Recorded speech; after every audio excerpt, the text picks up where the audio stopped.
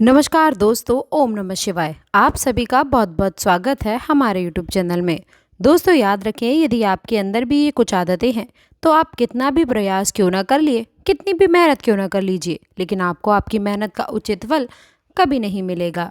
दोस्तों आपको मनचाही सफलता भी कभी भी प्राप्त नहीं हो पाएगी, बल्कि इसके विपरीत ना तो आपको कभी धन संपत्ति का सुख प्राप्त होगा, बल्कि इसके स्थान पर आपके ऊपर तरह तरह के लालचन भी लगते रहेंगे।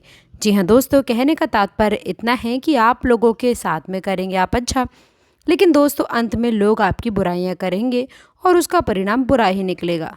जहां आप लोगों को सुख देने की कोशिश करेंगे, लोगों को चाहे अनजाए दुख प्राप्त हो जाएगा, यानी कि आपके हर एक करनी का गलत परिणाम ही निकलेगा, जिसका नतीजा यह होगा कि आप मन ही मन दुखी रहना शुरू कर देंगे।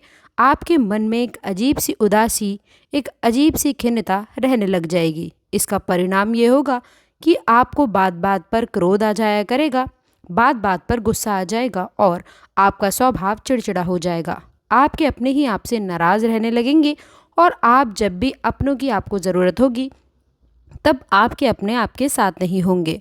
दोस्तों आपकी हकीकत यही है कि वैसे तो आप चारों तरफ से अपनों से घिरे हुए हैं, लेकिन आपके दिल को, आपके दर्द को कोई भी नहीं समझ सकता है। चाहे आप किसी को बताएं, चाहे आप किसी को ना बताएं, लेकिन आपकी पीड़ा को समझने वाला इस संसार में कोई भी नहीं है।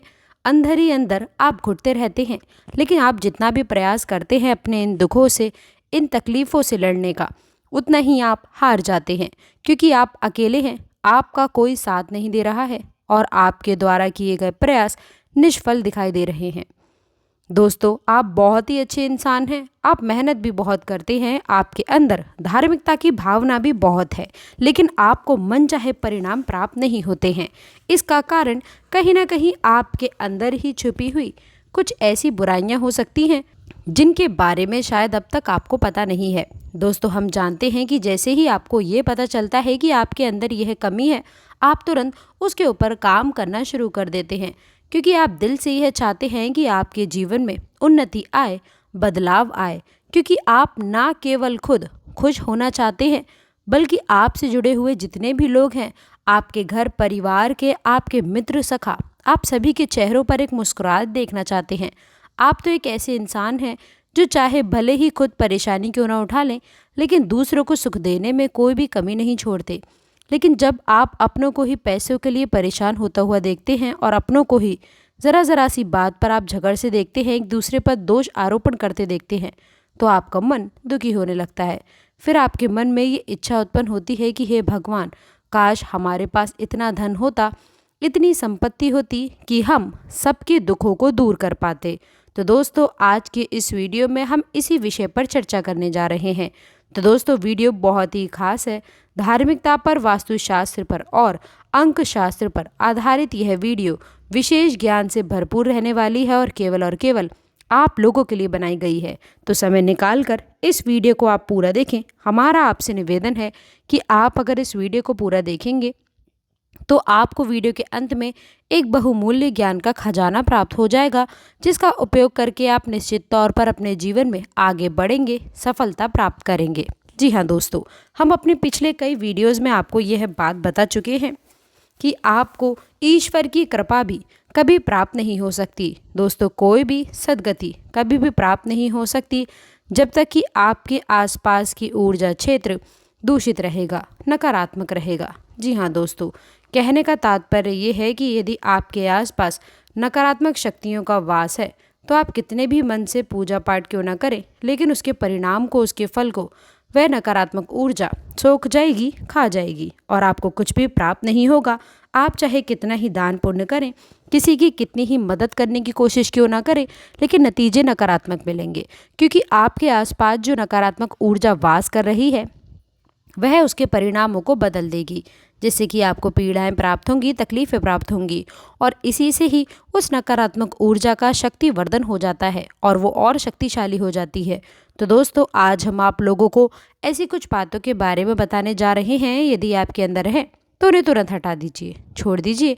यदि आपके अंदर नहीं है, इनमें से कुछ आदतें हैं और कुछ आदतें नहीं हैं, तो भविष्य के लिए भी आपको सतर्क होना है, क्योंकि आने वाले समय में कहीं एक आध आदत आपको घेरने न लगे। तो हमारी इस वीडियो को देखने के बाद आपको यह पता लग जाएगा कि कौन सी आदतें हैं जिनसे आपको जीवन भर बचकर रहना है, सतर्क रहना है, तभी आपका उद्धार हो पाएगा। दोस्तों, हम आप सभी को बता दें कि आपकी राशि की पहली मांग यही होती है कि आप आगे बढ़ें, दूसरों का बुरा ना करें। जी हाँ दोस्तों, इसमें आप लोगों को काफ़ी हद तक सफलता भी मिलती रही है, लेकिन उन लोग का क्या करें जो आपका फ़ायदा उठाते हैं। इसलिए याद रखें कि आपको थोड़ा सा क्रोध पर नियंत्रण भी रखना होगा।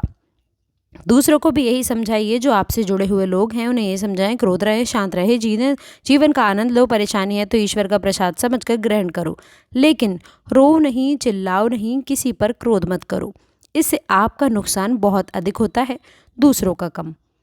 दूसरा ये है दोस्तों कि यदि आपने अपने घर में फूलदार पौधे लगाए हैं तो कोई बात नहीं, ये बहुत अच्छी बात है, लेकिन फूल वाले पौधे घर में होने चाहिए। अगर कुछ पौधे अगर ऐसे लगे हुए हैं जो कांटे वाले पौधे हैं, यानी कि जिनमें कांटे उत्पन्न होते हैं, तो ये पौधे आपके घर में नकारात्मकता को हाथ से आकर्षित कर सकते हैं। दोस्तों, इसके साथ ही साथ पितृदोष से भी थोड़ा सावधान रहिए। आपके घर में यदि बुजुर्गों का सम्मान होता है, गाय कुत्ते को यदि रोटी निकाली जाती है, और ये सब पितरों को बहुत अधिक प्रिय होता है, इससे पितृ ऊर्जावान होते हैं, आपके ऊपर किसी भी प्रकार का पितृदोष नहीं लग सकता। दोस्तों, अगला जो विषय है वह ये रहने वाला है कि यदि आपके घर में कोई भी बड़ा वास्तु दोष से, भयंकर वास्तु दोष से पीड़ित है, तो वह भी आप लोगों को जीवन में कभी आगे बढ़ने नहीं देगा। वैसे तो दोस्तों, हर एक वास्तु दोष का कुछ ना कुछ उपाय अवश्य से होता है, जिससे उस दोष का प्रभाव कहीं ना कहीं कम हो जाता है या फिर शून्य ही हो जाता है।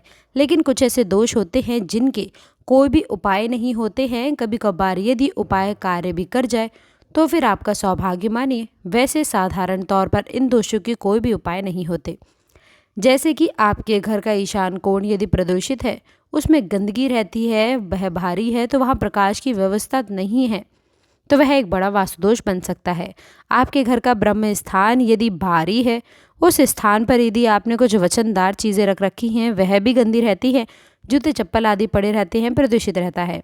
और यदि ब्रह्म स्थान पर आपके किचन वगैरह है, तो यह भी एक बड़ा वास्तु दोष उत्पन्न कर सकता है, और इससे आपको जीवन में कभी भी सुख समृद्धि हासिल नहीं हो सकती। दोस्तों, इन वास्तु दोषों का कोई विशेष उपचार है नहीं। इनका एक ही उपचार है कि इन वास्तु दोषों को मिटाया जाए और निर्माण को बदला जाए। जी हाँ दोस्तों, जो कि सामान्य तौर पर संभव नहीं है। तो जब भी आप कभी अपने जीवन में घर बनवाएं, तो विशेष तौर पर इस बात का ध्यान रखें कि कोई बड़ा वास्तु दोष उत्पन्न ना होने पाए। अपना घर वास्तु के अनुसार ही बनवाएं और आपके जीवन में सब कुछ अपने आप ही सकारात्मक हो जाएगा। वास्तु है क्या? वास्तु असल में घर की ऊर्जाओं को व्यवस्थित करने की, साधने की एक विधि होती है। तो यदि घर की ऊर्जाओं को पहले ही आप व्यवस्थित कर देंगे, तो फिर नकारात्मक ऊर्जा आपके घर में कभी भी प्रवेश ही नहीं कर पाएगी। तो वास्तु दोष को बिजनेस तौर पर ध्यान रखें। हम समय समय पर अलग अलग वास्तु दोष के निवारण के लिए कई वीडियोज़ में जानकारी आपके लिए लेकर आते हैं, और कुछ ऐसे शक्तिशाली वास्तु उपाय भी आप सभी को बताते हैं। जैसे धन का कटोरा एक ऐसा उपाय था जिसको करने से दोस्तों कई लोगों के जीवन में बड़े बदलाव आए हैं। तो दोस्तों, इन खास उपायों को अवश्य करें। इसलिए दोस्तों, कुछ भी करके आप अपने पूरे घर को ही साफ सुथरा रखने की कोशिश करें। मकड़ी के जाले ना लगने दें, ये बहुत ही अपशगुनी माना जाता है।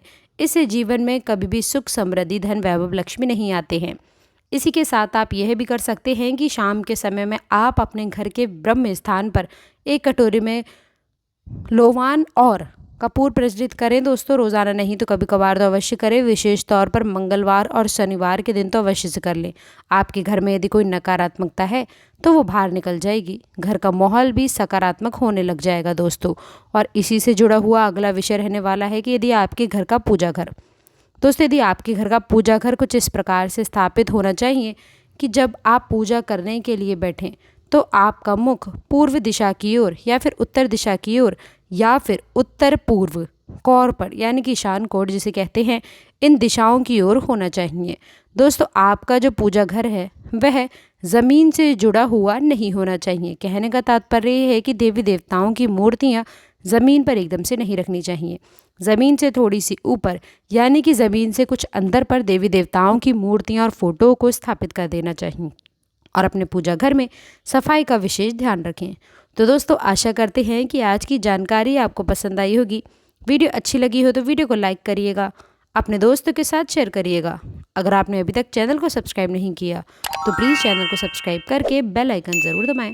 अंत तक जुड़े रहने के लिए आप सभी का बहुत बहुत धन्यवाद।